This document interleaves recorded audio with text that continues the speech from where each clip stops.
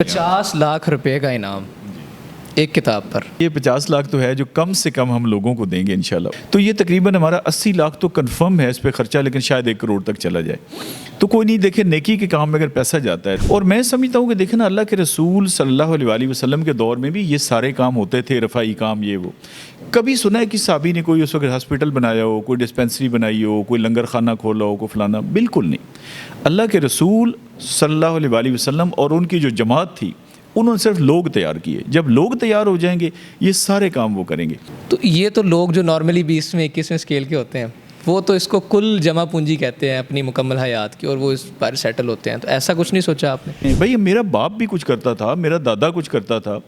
अच्छा, अब विरासत ज़ाहिर है हमें कुछ तो यार मिली होगी ना, हमको सारे यतीम खाने से तो नहीं आए। जब मेरी उम्र 12 साल थी तो मेरे अकाउंट में इतने पैसे थे जिससे आप लाहौर में आसानी से एक प्लाज़ा ख़रीद सकते हैं। गवर्नमेंट हमारी फैमिली की, बच्चों की बहुत बाइज़्ज़त हमारा अल्हम्दुलिल्लाह गुजारा होता है। हम उसमें से खैरात भी करते हैं, लोगों की हेल्प भी करते हैं, ज़कात भी पूरी देते हैं। बिस्मिल्लाहिर्रहमानिर्रहीम, अस्सलामु अलैकुम। मैं हूं उमर चीमा और आप देख रहे हैं दस्तक टीवी। ख़वातीन और हज़रात, इस वक्त मेरे हाथ में एक किताब है जिसका उन्वान है सीरतुन नबी सल्लल्लाहु अलैहि वसल्लम।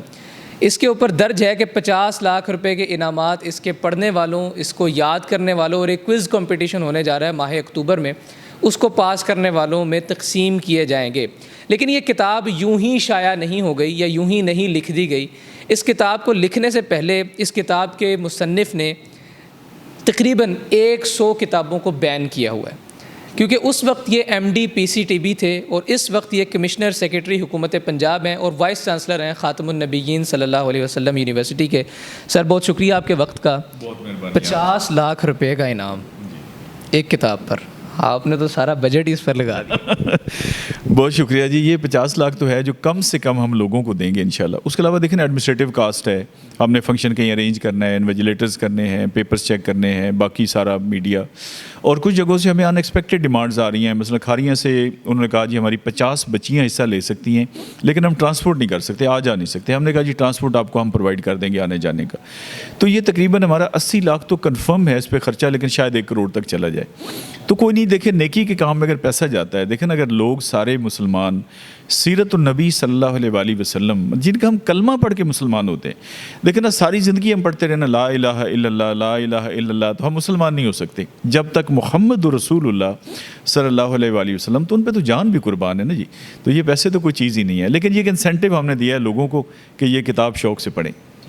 अच्छा, आप बतौर कमिश्नर सेक्रेटरी या बतौर MD PCTB आप और बहुत से काम ऐसे कर सकते हैं। यकीनन ये काम भी बहुत अच्छा है, लेकिन ये एक ज़ाहिर तासुर आपको अक्सर सुनने में मिलता होगा कि यार आप और कोई नेकी के काम कर लेते जिनसे ज़्यादा फ़ायदा हो सकता किताब लिखने की निस्बत। देखिए, एक तो ये है कि जो सरकारी हैसियत में मेरा है वो मैं टिका के काम करता हूँ, यानी बहुत ही टिका के, जिसे आप कहते हैं ना कि कोई 1% भी मैं उसमें लकूना नहीं छोड़ता। जो मैं जिस सीट पे रहा हूँ, हर सीट पे मेरे पास एक फाइल है कि मैंने रूटीन से हट के क्या किया। जैसे PCTB में 6 महीने रहा हूँ, और ये किसी टेक्स्ट बुक बोर्ड में नहीं हुआ पाकिस्तान में आज तक कि कहीं पे 100 किताब बैन हुई हो, मैंने ही बैन की। और मज़े की बात आप ये देखें, उसमें ऑक्सफोर्ड, कैम्ब्रिज, बाकी 32 पब्लिशर थे, कोई एक ऑर्डर मेरा चैलेंज नहीं हुआ।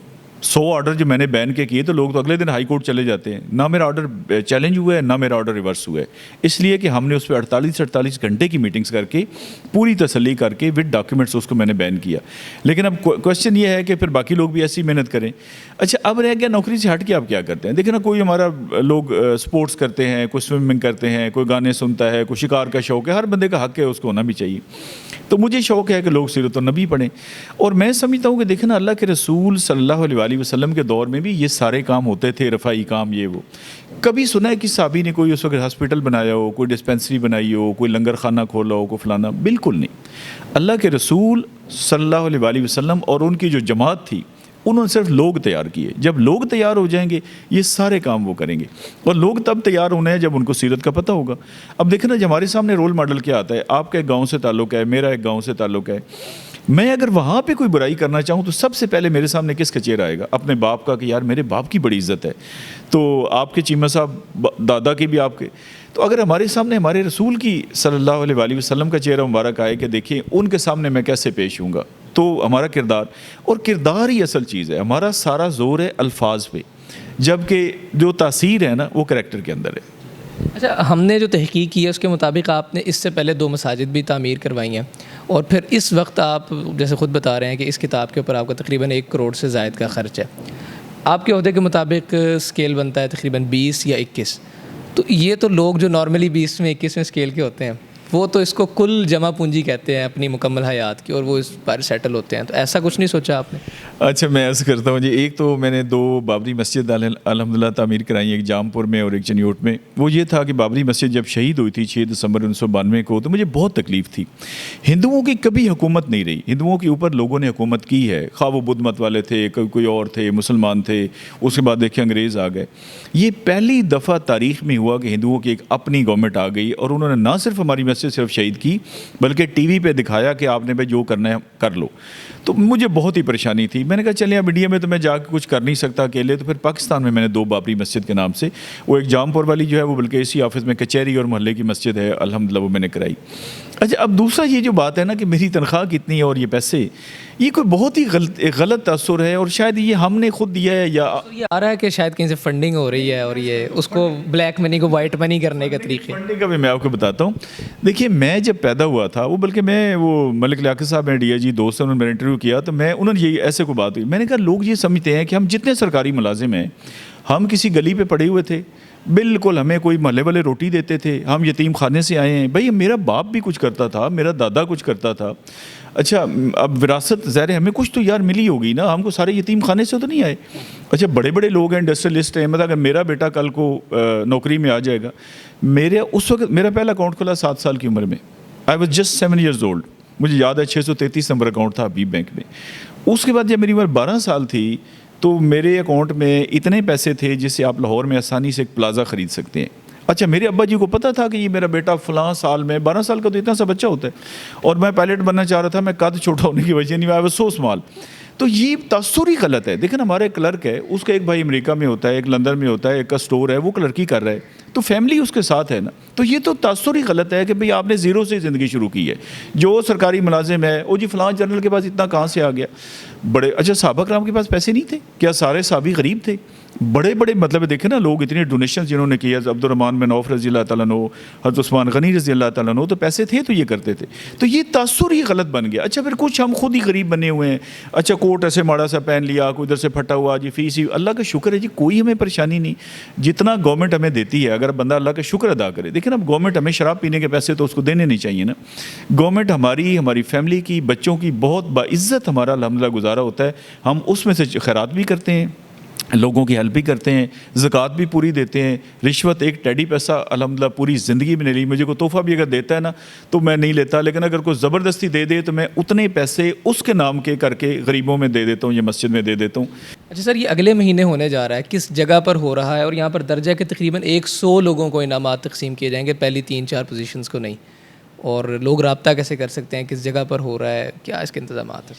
جی ایک تو آپ کے سوال کا ایک پورشن پچھلا رہ گیا تھا کہ اس میں ہم کوئی وہ این جی او تو نہیں کر رہے اور لوگوں سے. دیکھیں ہم نے تو اس میں یہ لکھا ہے, ہمارا یہ جو اشتہار ہے یہ جو یلو کلر میں سے لکھا ہوا ہے, ہم یہ کہہ رہے ہیں کہ اس پورے پروجیکٹ کے لیے ہم کوئی ڈونیشن بھی ایکسیپٹ نہیں کر رہے, کوئی چندہ, کوئی ڈونیشن. بڑے لوگوں نے کہا جی کہ آپ دیکھیے, میں یہ چاہتا ہوں کہ دیکھیں جس کا شوق ہے نا, میرا انیشیٹو ہے, میرا شوق ہے کہ لوگ سیرت النبی کو پڑھیں, تو پہلے مجھے اپنے پیسے لگانے چاہیے نا, بجائے کہ پہلے میں سب سے پیسے لے کے اپنی گاڑی لوں, پھر میں گھر لوں, اور پھر میں کہوں جی ساتھ سیرت النبی کو بھی کرتے ہیں. تو یہ تو یہ ہے کہ ہم کوئی ڈونیشن تک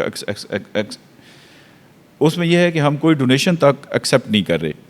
اچھا دوسرا یہ ہے کہ یہ جو اکتوبر میں کمپٹیشن تھا, کیونکہ ادارے ابھی کھلے ہیں, تعلیمی ادارے, اور کچھ علاقوں میں سیلاب آیا ہوا ہے, ادھر قصور اور آگے بورے والا, ویاڑی, باول نگر تک ایگزیکٹلی. تو 2-3 فیکٹر ملا کے ابھی اس کو ہم نے آگے لے کے گئے ہیں. یہ ہم انشاءاللہ کرائیں گے فیبروری 2024, یعنی 3-4 مہینے فردر مل گئے. فروری کو ذہن میں مت رکھیں کیونکہ وہ 1 فروری بھی ہو سکتی ہے, لہٰذا جنوری تک سمجھیں کہ ٹائم ہے.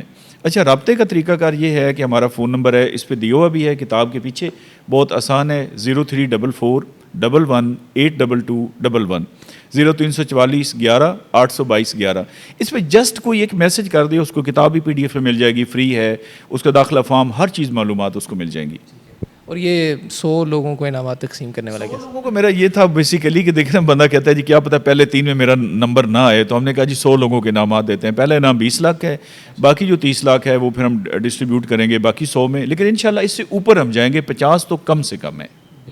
بہت شکریہ سر آپ کے وقت کا. خواتین و حضرات, یہ انٹرویو اپنی نوعیت کا شاید ظاہر ہم نے کوشش کی کہ اس کو تھوڑا سا تنقیدی نوعیت کا رکھیں سو دیٹ وہ تمام تر لوگ جو کہ اس چیز کے عادی ہیں کہ انہوں نے خام خواہ نقص نکالنا اور خام خواہ تنقید کرنی ہے ان کی بھی تسکین ہو سکے، اور ساتھ ہی ساتھ ظاہر ہے وہ اس چیز کو جسٹیفائی کرتے ہوئے مزید بھی اس چیز کو نکھار سکیں، مزید بھی اس چیز کو ایک بہتر طریقے سے انیشیٹو لے سکیں۔ لیکن میرا یہ خیال ہے کہ حضرت محمد مصطفیٰ صلی اللہ علیہ وسلم کی ذات بابرکت کے لیے کیا جانے والا کوئی بھی قدم، چاہے وہ ایک رائی کے دانے کے برابر ہو، چاہے وہ طور پہاڑ کے برابر ہو، وہ اپنی نوعیت کا بہترین قدم ہوتا ہے، اور اگر وہ اللہ رب العزت کی بارگاہ میں قبول و منظور ہو جائے تو اس جیسا عمل آپ کی مکمل حیات میں کوئی نہیں ہوتا۔ مجھے اجازت دیجیے، اللہ حافظ۔